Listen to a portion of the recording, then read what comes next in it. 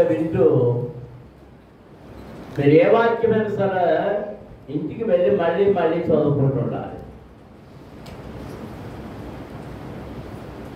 ఇక్కడ చెప్పబడని వాటిని కూడా దేవుడు మరలా మీతో మాట్లాడతాడు. వాక్యం చెప్పేవాడే గొప్పవాడు కాదు.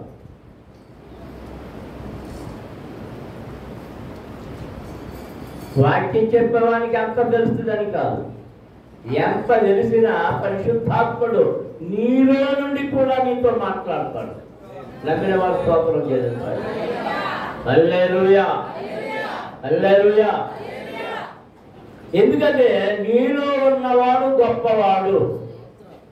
ఎంతమంది నమ్ముతున్నారన్నమాట? నీలో ఉన్నవాడు గొప్పవాడు. అందులో స్తోత్రం చేయించండి.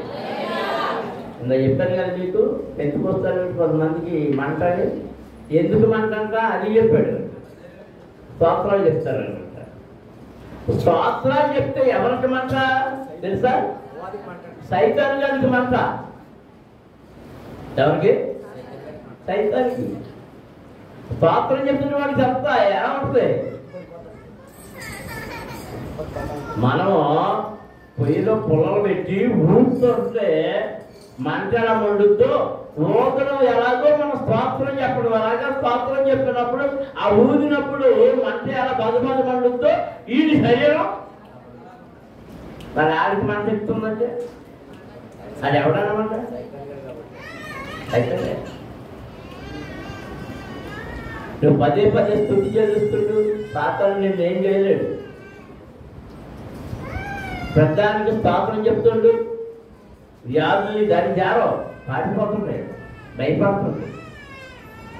దీనికి కామెంట్లు చేసేవాళ్ళు ఉన్నారు. నువ్వు చేసేది ప్రతిదీ విశ్వాసంతో చేయాలి. దేవునికి స్తుతి చెల్లిస్తున్నాను కనుక ఇది జరుగుతుందని విశ్వాసము నీలో ఉండి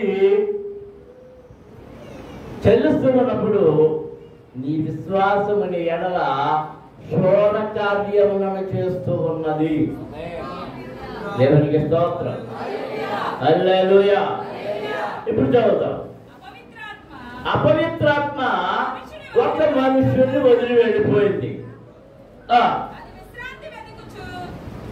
తరువాత అది విశ్రాంతి వెతుకుచు నీరు లేని చోట తిరుగుతుండేను. దేవునికి స్తోత్రం. హల్లెలూయా, హల్లెలూయా, హల్లెలూయా. ఇక్కడ కూర్చున్న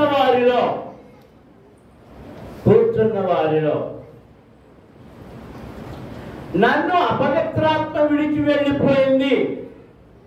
ఎవరు సాక్ష్యం ఇయ్యగలరో వారి చేతులెత్తి చూపించండి.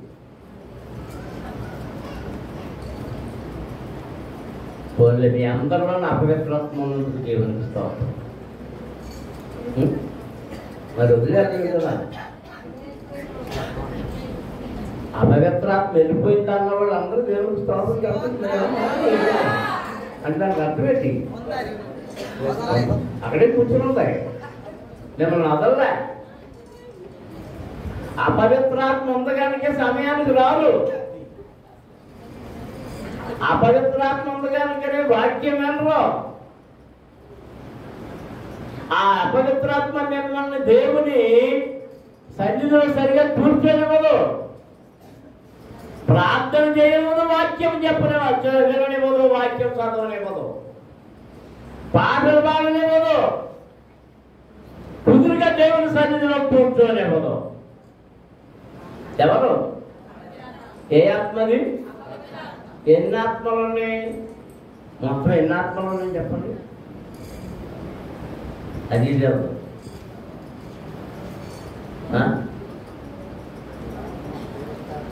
మీరు విన్న ఆత్మలు చెప్పండి, నేను విన్న ఆత్మలు చెప్తాను.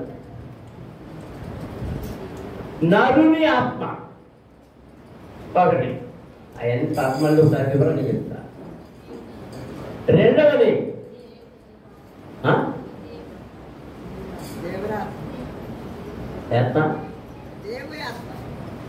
పరిశుద్ధాత్మ, పరిశుద్ధమైన ఆత్మ. మూడవది అపవిత్ర ఆత్మ. నాలుగవది దురాత్మ. ఏ ఆత్మ? దురాత్మ.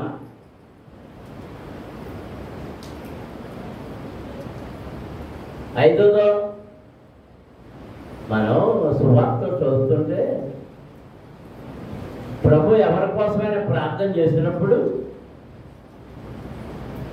దయ్యం పట్టినవాడు వస్తే ప్రార్థన చేస్తే వేలవేలాడించి ఆ దయ్యం వదిలి వెళ్ళిపోతే ఆ మోగోడు మాట్లాడుతూ మొదలెట్టాడు. దాని ఇప్పటివరకు ఏ ఆత్మ ఉంది?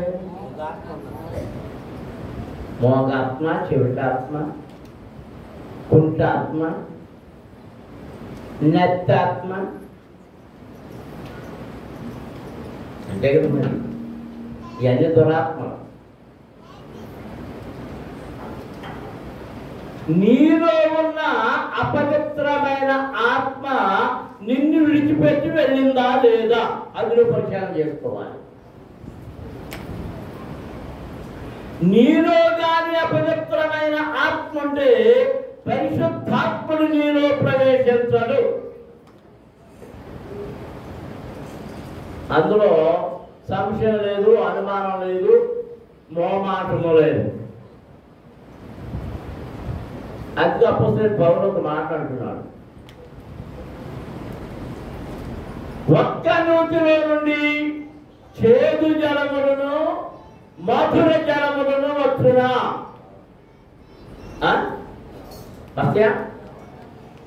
మరి ఒక్క వ్యక్తి ఉండగా నీలో దురాత్మ ఉండగా, అపవిత్రాత్మ ఉండగా, దయ్యపు ఆత్మ ఉండగా పరిశుద్ధాత్ముడు నీలోనికి అడుగు పెడతాడా? కొంతమంది అన్నట్టు పెడతాడండి. అందుకేనండి నేను బూతులు అంటే మళ్ళీ భాషలు మాట్లాడతాను. బూతులు వస్తాయండి, భాషలు వస్తాయండి. ఏ ఆత్మ ఇది? ఏ ఆత్మ ఇది? పరిశుద్ధాత్మ కాదు, పరిశుద్ధాత్మ కాదు.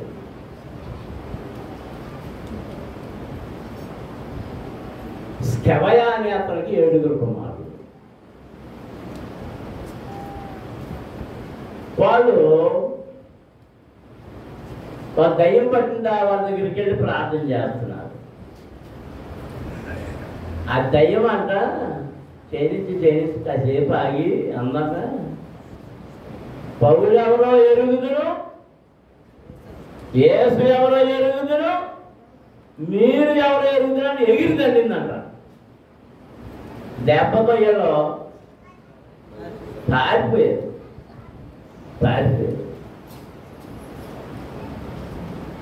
నా చిన్నప్పుడు సాయంత్రం మీకు చాలాసార్లు చెప్పాను.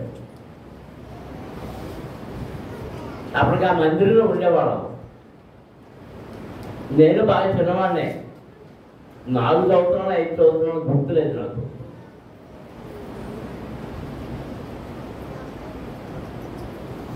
ఆ రోజు అకస్మాత్తుగా పోరుమాటి నీలమ్మ గారిని తీసుకొచ్చి గుళ్ళో పెట్టారు. ఒక 5-6 స్త్రీలు చుట్టూ ఉండి ప్రార్థన చేయడం మొదలు పెట్టారు. 4-5 రోజులు ఉండిపోయింది. అప్పుడు పోరుమాటి మరియమ్మ గారి ఇల్లు ఆ పేటలో ఉండేది.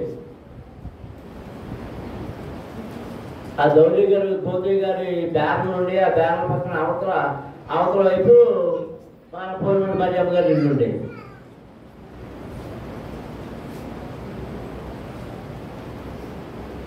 ఈవిడికి ఏమన్నా ఆహారం అది కావాలంటే అక్కడ ఒంటికి వచ్చేవారు అనుకుంటా. అది బాగా సరిగా చిన్నతనంలో అబ్జర్వేషన్ లేదు, కానీ ఎక్కడికి వచ్చేవారు అక్కడికి వెళ్ళేవారు. అక్కడికి వెళ్ళి బట్టలు మార్చుకొని స్నానం చేసి మళ్ళీ అక్కడికి వచ్చేవారు. నేను అటు ఇటు తిరుగుతుండేవాడు నేను వెనకాల. అందుకని గుర్తుండిపోయింది నాకు. సరే ప్రార్థన చేస్తున్నారు. 2వ తరగతి 3వ తరగతిలో ప్రార్థన చేస్తున్నారు. నాన్నగారు అందరూ అమ్మ మోకరించి ఏసు రక్తం చెప్తూ ప్రార్థన చేస్తున్నారు. ఓ రోజు వదిలేసింది వెళ్ళిపోయింది అన్నారు. అమ్మయ్య సరే అని వీళ్ళు కొంచెం తాపీగా స్నానంకి వెళ్ళారు. ఒక్కదాన్ని మందిలో విడిచిపెట్టారు. నేను మాత్రం ఏం చేస్తాను అక్కడే కూర్చున్నా. చనిపోయినోడి ఏదో ఉత్సుకత, ఉత్సాహం చూడాలి. కాసేపటికి మన దేశభక్తులు మరియమ్మ గారు, సీతమ్మ గారు అంటే రాజారావు గారి తల్లి, ఆవిడ సంఘ సభ్యురాలు. అప్పుడు పెద్ద ఆవిడ, ముసలావిడ తెలిసింది. ఆ విచిత్రంగా మాట్లాడేవారు ఈ పెద్దోళ్ళు. ఆ గుళ్ళోకి వచ్చింది, వాళ్ళు ఎవరు లేరు. అది వచ్చిన సీతమ్మ గారు, ఈ మరియమ్మ గారు ఆవిడ చుట్టూ తిరిగింది. ఆ పెద్దోళ్ళకి ఎవరు లేరు కదా, నేనే ఉన్నాను. ఇదే ఏం పట్టింది వచ్చిందన్నారు. ఏది అంటే తిరుగుతుంది.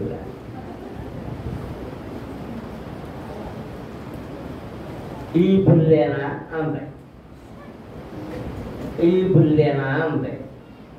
నేను చూస్తున్నాను, తీవ్రంగా చూస్తుందామంట. ఈ బుల్లేనా అనేటప్పటికి ఏదో అంది. సర్రం లేచి కాలెత్తి తనబోయింది. నేనేనే అంట. దెబ్బతో వీడు పరిగెత్తుకొచ్చేసాడు. పక్క ఈలోగా వీళ్ళు వచ్చారు. అందరం మళ్ళీ వచ్చేసింది. ఏమంటున్నారు? ఏయ్ ఆడంలే, మీరైనా పరిశుద్ధాత్మ, నాకు పరిశుద్ధాత్మ లేదనుకున్నా. మీరైనా భాషలు మాట్లాడుకో, నాకు భాషలో చక్కగా శిష్యు చేస్తే భాష మొదలెట్టిందంటే ఎవరు దెయ్యం. మరి దెయ్యం భాష మొదలెట్టింది. ఆమె సంతానంలో దెబ్బ పారిపోయింది. ఎల్లొచ్చా మళ్ళీ భాషలు మొదలెట్టింది. అప్పుడు మళ్ళీ మా నుంచి ప్రార్థన మొదలెట్టారు. నీ నోటిలో భూతులు ఉండగా పరిశుద్ధాత్ముడు నీలోనికి అలా వస్తాడు, నీ మీదకి అలా దిగి వస్తాడు. నీలో అపవిత్రత ఉండగా, నీలో అపశుద్ధత ఉండగా, శుద్ధీకరణ లేకుండా పరిశుద్ధాత్ముడు, పరిశుద్ధుడు నీలోనికి, నీ మీదికి ఎలాగూ దిగి వస్తాడు.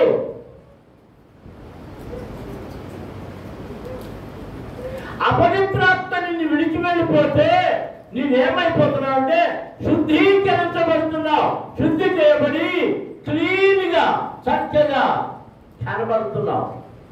మనం చదివిన వాక్యములో అపవిత్రాత్మ విడిచిపెట్టి వెళ్ళిపోయిన తర్వాత విశ్రాంతి వెతుకుతూ నీరు లేని చోట్ల తిరుగుతుండేది ఎవరు చెప్పండి? ఎవరు? అపవిత్రాత్మ. నిన్ను విడిచిపెట్టి వెళ్ళిపోయిన అపవిత్రాత్మ, ఆ దురాత్మ, ఆ దుష్టాత్మ, ఆ దయ్యపాత్మ నిన్ను విడిచిపెట్టి ఎక్కడికి వెళ్ళి తిరుగుతుందట? నీరు లేని చోట. చెప్పండి, నీరు ఎక్కడ ఉండదు?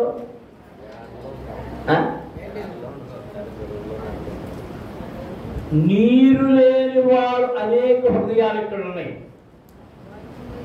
నీరు అనగా దేవుని వాక్యము నిలిచి ఉండడం. నీ హృదయంలో దేవుని వాక్యం నిలిచలేదు కనుక అది మరలా తిరిగి రావడానికి నీవు చోటించిన వ్యక్తి అవుతున్నావు. దానికి ఏ చోటు కావాలి?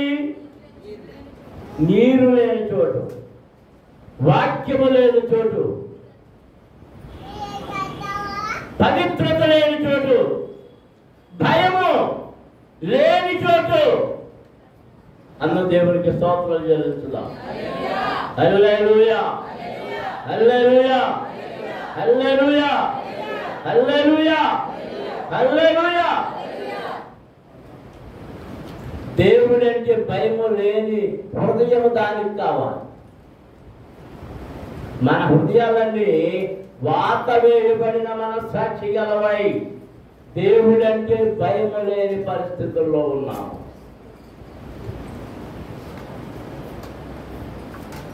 దేవుడంటే భయం లేదు కనుకనే నిర్లక్ష్యం.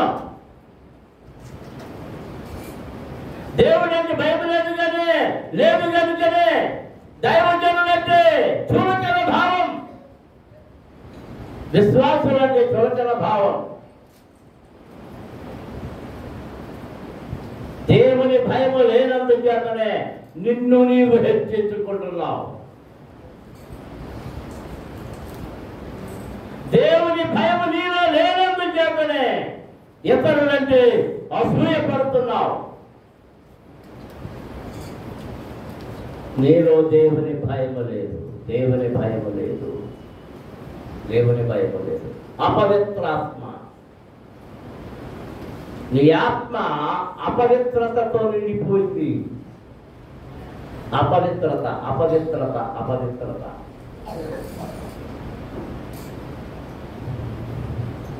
మాటలు అపవిత్రత, ఆలోచనలు అపవిత్రత, చూపులు అపవిత్రత, నడవడికలో అపవిత్రత.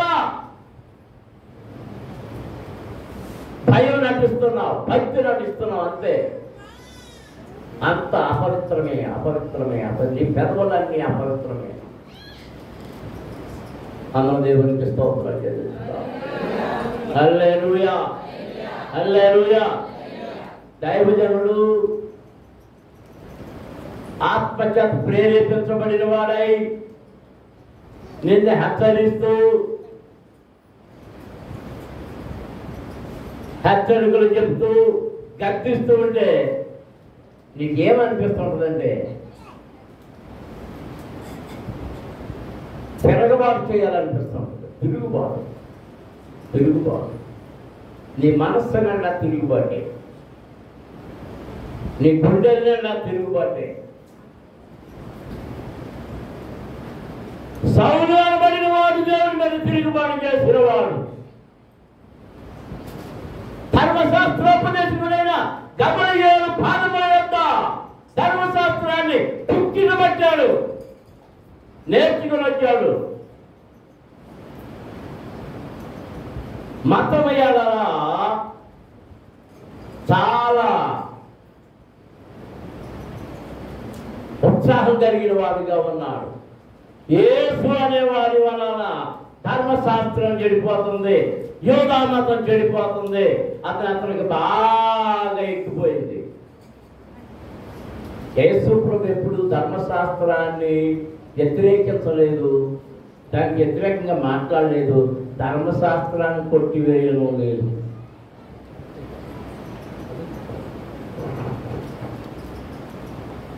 ఆయన చేసింది ఏంటంటే వీరు నేరాలు మోపారు, విశ్రాంతి దినమని ఏ పని చేయకూడదు అన్నారు కనుక నువ్వు రోగులు బాగు చేస్తున్నావు, అది తప్పు. రోగులు బాగు చేయడం, బ్రతికించడం తప్పు అని నేరం మోపారు. పాపాలను క్షమించడం తప్పు. నువ్వేమన్నా దేవుడువా, నువ్వెవడో పాపం క్షమించడానికి అని నేరం మోపారు. ఆయన దొంగడా, దొంగని నేరం మోపడానికి? ఆయన ఏమైనా వ్యభిచారాన్ని మాప ఆయన మీద నేరం మేపడానికి? ఎక్కడ వ్యభిచారులు పట్టబడ్డా? లేదే. ఈ మోపిన వాళ్ళే అనేకమైన వాటిలో పట్టుబడ్డారు. కానీ ప్రభు అలా చేయలేదు. ప్రభుత్వం నేరం చేయించాలని చాలా ప్రయత్నాలు చేశారు. రాజు మీద తిరుగుబాటు చేస్తున్నాడని చెప్పాలని ప్రయత్నం చేశారు. అందుకే ఆఖరికి కూడా ఉన్న వారిలో కూడా ఆయన తమ్ముడు ఒకటి ఉన్నాడు ఆ 12 మందిలో. పెన్నమ్మ కొడుకు పెద్దమ్మ కొడుకు ఏ కొడుకు కనవాడు, దగ్గర బంధువు చెప్పగలన్నాడు. ఎవరో మీకు బాగా తెలుసు.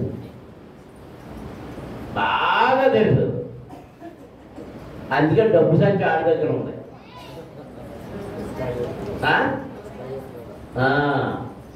ఆయనకు బంధువుడు.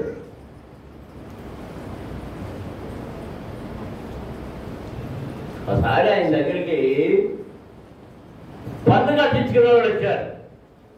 మరి నెలంతా పన్ను కట్టించుకునే వాళ్ళు తిరుగుతారు మీ ఏళ్ళకని వస్తున్నారో లేదో.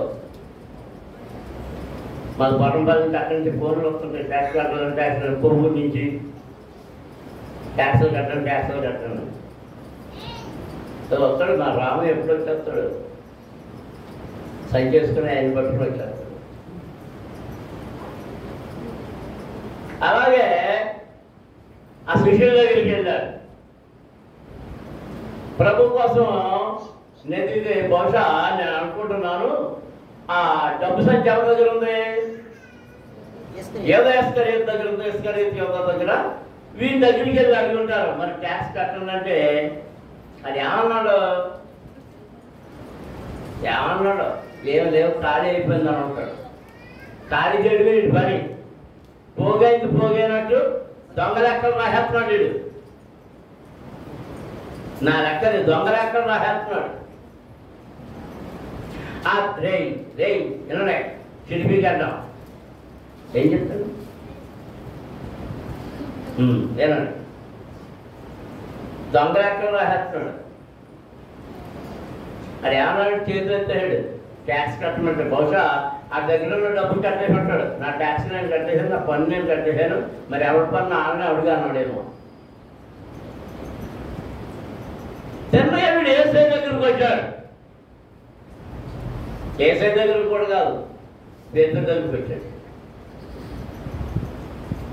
పేతురు వచ్చి అన్నాడు, అయ్యా పన్ను కట్టమని వచ్చారు వీళ్ళు, మరి ఏంటి సంగతి అన్నాడు. ఏదైనా ఉద్దేశం?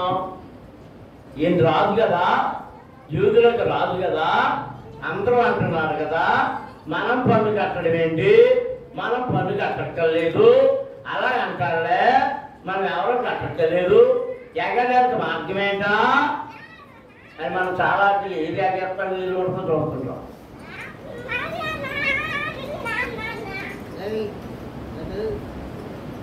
అప్పుడు ప్రభు అన్నాడు, అరే రాజకుమారుడు పన్ను కట్టక్కర్లేదు, అయినను ఈ రాజ్యంలో మనం ఒక అధికారం కింద ఉన్నాం కనుక వానికి మనం పన్ను కట్టాలి. నువ్వు వెళ్ళు, ఏం పట్టుకెళ్ళు? గేలం పట్టుకెళ్ళు. గేలం పట్టుకెళ్ళి గేలం వేయి, వెంటనే ఒక చేప పడుతుంది. ఆ చేపది దాని నోరు పెగల్ది, దాని నోట్లో ఒక షెకెల్ దొరుకుతుంది. ఆ షెకెల్ పట్టుకెళ్ళి నీకు నాకు కలిపి పన్ను కట్టి, నీకు నాకు కలిపి పన్ను కట్టి, పన్ను ఎగ్గొట్టమని చెప్పాడా? చాలా మంది విశ్వాసానికి రుణాలు ఎగ్గొట్టమని చెప్పేవాళ్ళు ఉన్నారు, బాకీలు ఎగ్గొట్టమని అని చెప్పేవాళ్ళు ఉన్నారు, బ్యాంక్ రుణాలు కట్టక్కర్లేదే, డాక్టర్ రుణాలు కట్టక్కర్లేదే అని చెప్పలేదు. ఎంత ఆనందం! కట్టక్కర్లేదే, కట్టక్కర్లేదు, కట్టక్కర్లేదు.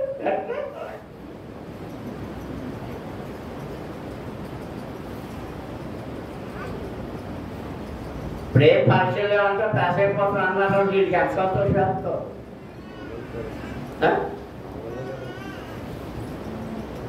మామూలు గొంతులు వేస్తారా? ఎదురు గొంతులు వేస్తారా? పరీక్షలు ఎందుకు అనుకుంటున్నారు? మీకు ఎవరికి తెలీదు. మేము చదువుకునే రోజుల్లో 1వ తరగతి దగ్గర నుంచి పరీక్షలే, 1వ తరగతిలో కూడా పరీక్షలే. 1వ తరగతి నేను 2 సార్లు చదివాను, 8వ తరగతి 2 సార్లు చదివాను, 10వ తరగతి 2 సార్లు చదివాను. చూసారా? 1వ తరగతి 2 సార్లు చదవడానికి కారణం ఏంటంటే మొట్టమొదటి 2వ తరగతి నన్ను తెనాల్లో వేశారు, అక్కడ చదివాను. ఆ తర్వాత ఇక్కడికి వచ్చేసాం. ఎక్కడ ఎందులో చేరాలి? 2లో చేరాలి. కానీ ఇక్కడ అక్కడి నుంచి ఇప్పుడు టీసీలో తీసుకురావాలంటే ఇప్పుడు చాలా ఇబ్బందులు. మళ్ళీ ఇక్కడ జాయిన్ చేశారు, మళ్ళీ ఉట్టులోనే పరీక్షలు వేసుకోవాలి.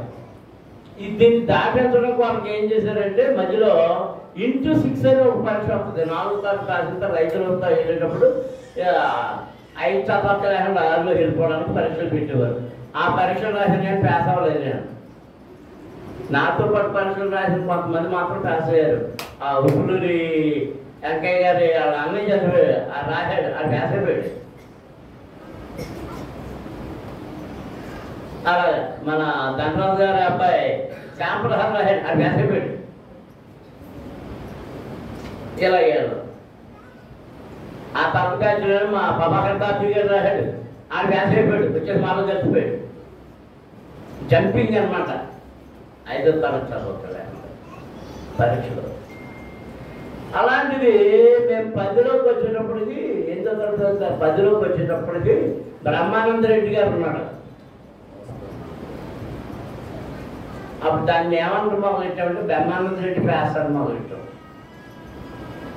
10వ తరగతి వరకు పరీక్షలు లేవు,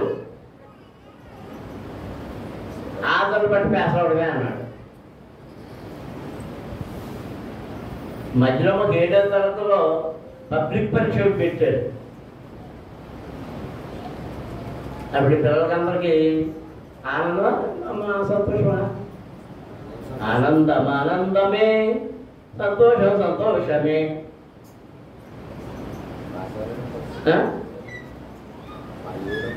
బళ్ళే గంతం ఆగ్రహం చేసుకున్నా మరి మ్యాథ్స్ చెప్పకుండా పారిపోయాడు. చదువు లేదు, సంధ్య లేదు.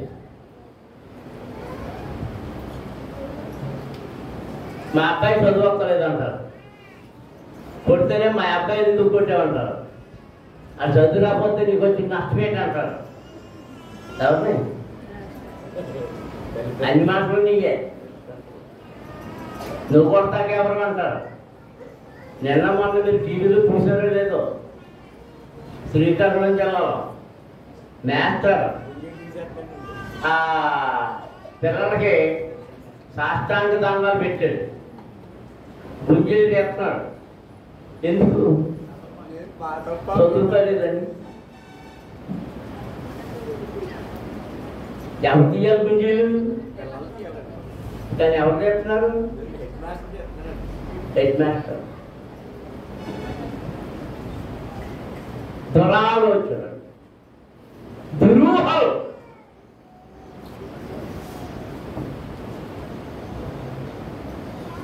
పర్లేదు, దర్శించండి, దర్శించండి.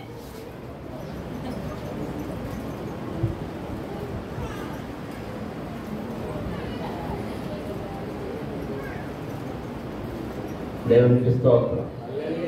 అందరూ స్తోత్రం చెల్లించుదాం. ప్రభువైన యేసుక్రీస్తు తాను చిందించిన రక్తం చేత నిన్ను కలిగి శుద్ధి చేస్తే,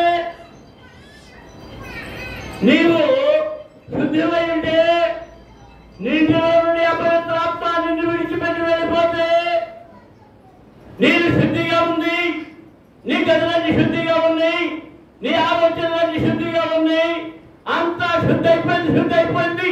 నీ క్రియలన్నీ శుద్ధైపోయింది, నీ చూపులన్నీ శుద్ధైపోయింది, నీ ఆలోచనలన్నీ శుద్ధైపోయింది. ఇది ఎక్కడ తిరుగుతుంది? నీలో చెల్లింది.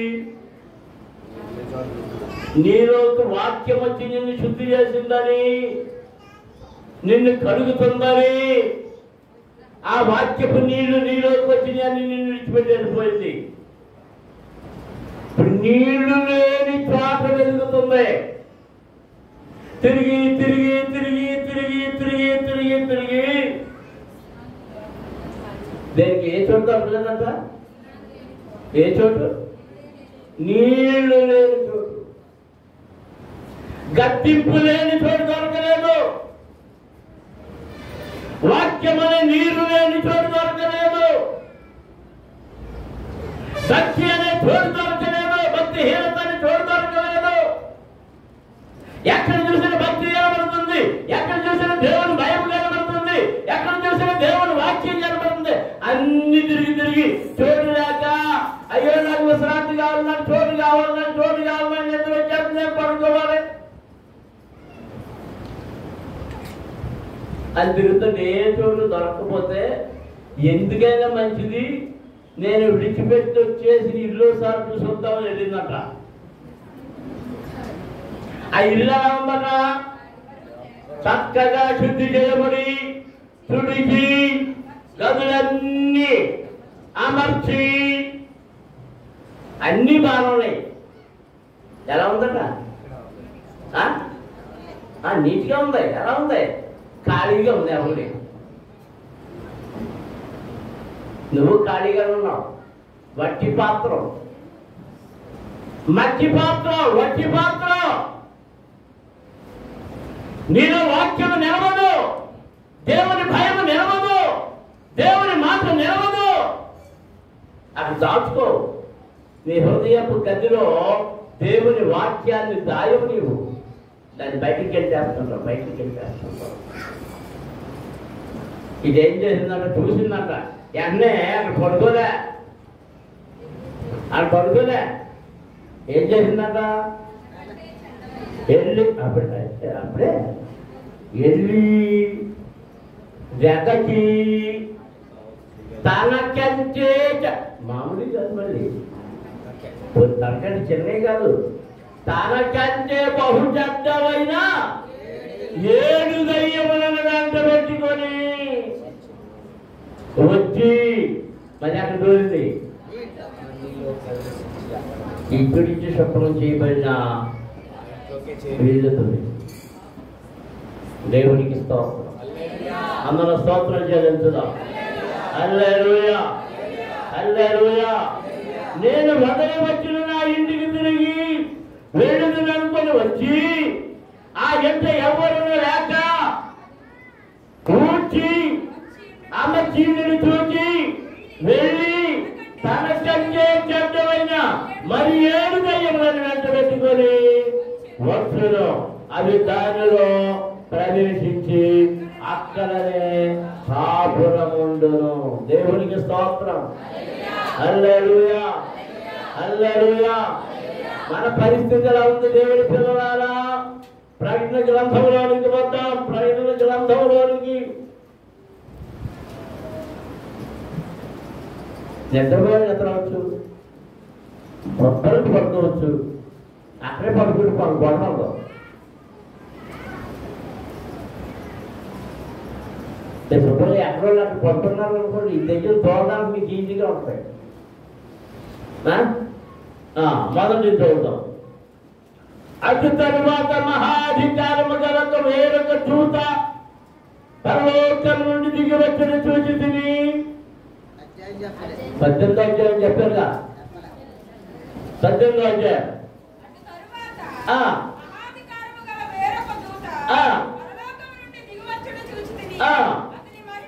అతని మహిమ చేత భూమి ప్రకాశించారు. అతను గొప్ప స్వరముతో ఆర్భటించాను. మహాబబులోను కూలిపోయాను. అది దయ్యములకు నివాస స్థలమును, ప్రతి అపవిత్రాత్మకు ఉనికి వచ్చును. అపవిత్రమును అసహ్యమునైన ప్రతి పక్షికి ఉపయునికి వచ్చును. ఆయను యాలయనగా సమస్తమైన జనములు మహోద్రేకముతో కూడిన దాని వ్యభిచార మద్యమును త్రాగి పడిపోయి భూరాజులు దానితో వ్యభిచరించారు. భూలోకమంగళ వర్తకులు దాని సుఖభోగముల వలన ధనవంతులైరి. దేవునికి స్తోత్రం. హల్లెలూయా, హల్లెలూయా. మహాదూత చెప్తున్నాడు, ప్రకటన చేస్తున్నాడు. యావని ప్రకటన చేస్తున్నాడు. మహాబబులోను కూలిపోయాను. ఎవరు కూలిపోయాడు? మహాబబులోను. Babel, great Babel, the greatest Babel. మహాబబులోను కూలిపోయింది. రాజ్యములను పరిపాలించిన బబులోను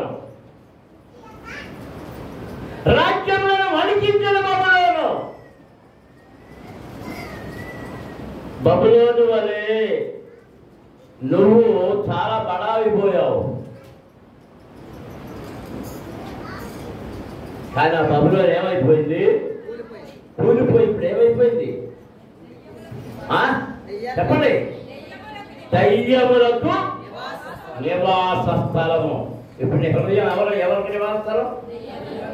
అపవిత్రాత్మ వెళ్ళి అన్ని తిరిగి వచ్చి అక్కడికి వచ్చి పడింది నీ గుండెల్లోకే. ఇప్పుడు అక్కడ ఏముంది? దయ్యములకు నివాసమును. ఏంటి మీరు చదువుకుంటున్నారండి వాక్య కథలు మానేసి. ప్రతి అపవిత్రాత్మకును ఊరికి పట్టు. అపవిత్రమును అసహ్యమునైన ప్రతి పక్షికి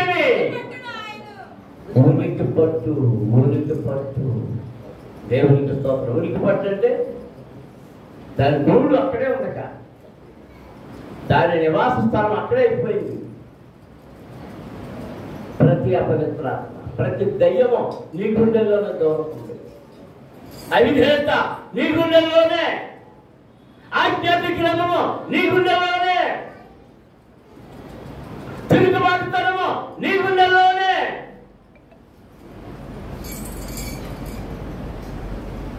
ఏదో నామకార్థమైన మారు మనసు పొందావు అంతే. ఆ నామకార్థమైన మారు మనసు పొందినప్పుడు అది వెళ్ళిపోయింది.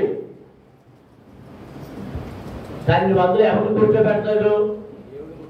ప్రభువుని కూర్చోబెట్టలేదు. మహారక్షకుని కూర్చోబెట్టలేదు. ప్రభువు క్రీస్తుని కూర్చోబెట్టలేదు. వాక్యమును అందులో పెట్టలేదు. అందరూ దేవునికి స్తోత్రాలు చెల్లించుదాం. హల్లెలూయా, హల్లెలూయా, హల్లెలూయా, హల్లెలూయా, హల్లెలూయా, హల్లెలూయా. ప్రతి అపవిత్రాత్మ, ప్రతి దెయ్యము, ప్రతి చెడు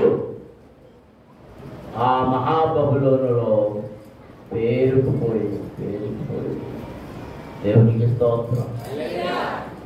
అపవిత్రమైన పక్షులు, అపవిత్రమైన జంతువులు అన్నీ అక్కడ చేరిపోయి అవన్నీ వివరించాలంటే సమయం కాదు. నీ హృదయంలో ఏం పేరుపోయి దేవునికి విరోధమైనవన్నీ, దైవ విరుద్ధమైనవన్నీ,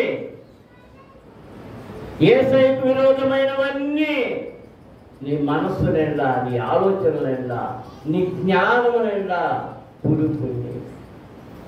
తృణీకార భావం, నిన్ను నీవు హెచ్చించుకోవడం, నిన్ను నీవు హెచ్చించుకోవడం. దేన్ని చూచి నిన్ను నీవు హెచ్చించుకుంటున్నావు? దేన్ని చూచి నిన్ను నీవు హెచ్చించుకుంటున్నావు? మనం ఎవరం? మనం ఎవరం?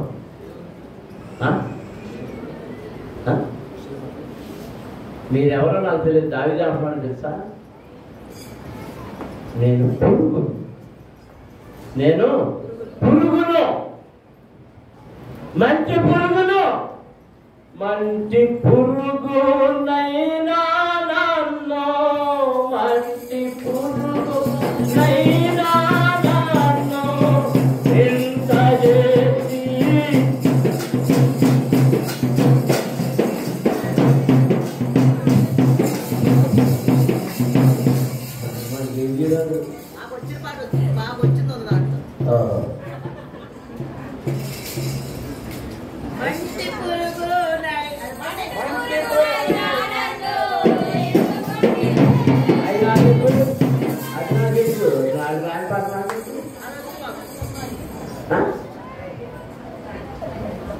నాకు రాని పాట మీరు చెప్తే అందులో నాకు అర్థం తెలుస్తుంది. మంచి ఎవరో మనం చెప్పండి. మంచి పురుగులో నిన్ను ఎక్కడి నుంచి తీసి చూపించాడు ఆయన? మంచి నుండి. ఈ మంచి నుండి ఆ పురుగు నువ్వు, నేను ఆ పురుగునే. చచ్చినప్పుడు ఈ దేహం ఈ మధ్యలోనే కలిసిపోతుంది. కానీ మంచి పురుగులోనికి ఏదొచ్చింది? దేవుని ఆత్మ వచ్చింది. ఆ వచ్చిన దేవుని ఆత్మను నువ్వేం చేశావంటే నీ ఆలోచనలతో, నీ ఉద్దేశాలతో, నీ తలంపులతో, నీ పరికమైన క్రియలతో, చేష్టలతో దాన్ని అపవిత్రం చేసావు, అశుద్ధం చేసావు, అశుద్ధం చేసావు. అందరం దేవుడికి స్తోత్రం చేస్తాం. హల్లెలూయా, హల్లెలూయా, హల్లెలూయా, హల్లెలూయా. చిన్నపిల్లలు ఏం చేస్తారు? ఇప్పుడు ప్యాంట్స్ వచ్చినాయి కాబట్టి ప్యాంట్స్ కట్టేస్తున్నారు. మా చిన్నప్పుడు ఏం చేసేదో తెలుసా? అమ్మ నీళ్ళు తెచ్చుకోవడానికి ఆ నూతి దగ్గరికి వెళ్ళొచ్చేలాగా ఏదో దొడ్డు కూర్చుని శుభ్రంగా అరికేసేసి 2 చేతులు తరికేసేసి మొహమంతా పానేసుకుని ముక్కుకు పానేసుకుని నోట్లో కూడా పెట్టుకుని ఏంటి నాకేం తెలుసా? అపవిత్రం అయిపోయింది. పంపు తెచ్చిన నీళ్ళన్నీ మళ్ళీ ఎవరు ఖర్చు పెట్టింది?